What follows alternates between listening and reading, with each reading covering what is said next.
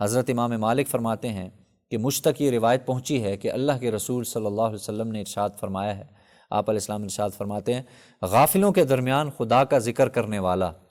بھاگنے والوں کے پیچھے لڑنے والے کے مانند ہے۔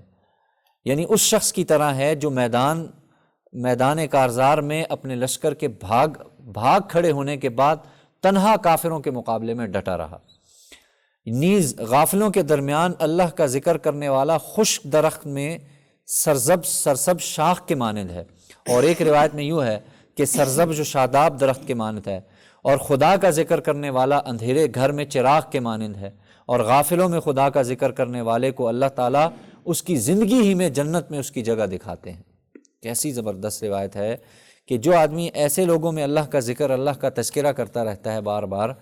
کہ جو غافل ہیں، جن کو کوئی فرق نہیں پڑتا اللہ کے ذکر سے یا اللہ کے تذکرے سے، لیکن یہ اپنی طرف سے کوشش کرتا رہتا ہے کہ بھئی میں اللہ کا ذکر کرتا رہوں، تو اللہ کے رسول علیہ السلام نے فرمایا، امام مالک فرماتے ہیں مجھ تک یہ روایت پہنچی ہے کہ آپ علیہ السلام نے فرمایا اللہ تعالیٰ اس کو اس کی اسی زندگی میں جس میں وہ جی رہا ہے، اللہ تعالیٰ اسے جنت میں اس کا گھر ضرور دکھا دیں گے، یعنی وہ دیکھ لے گا اپنے جنت میں۔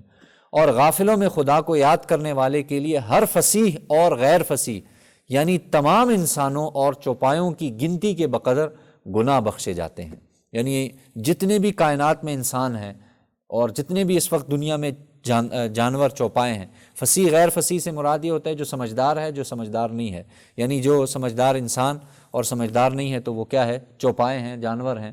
تو اللہ کے رسول علیہ السلام نے فرمایا اتنی گنتی کے بقدر اللہ تعالیٰ اس کے گناہ کیا ہو جاتے ہیں؟ بخشے جاتے ہیں۔ تو معمولی چیز نہیں ہے۔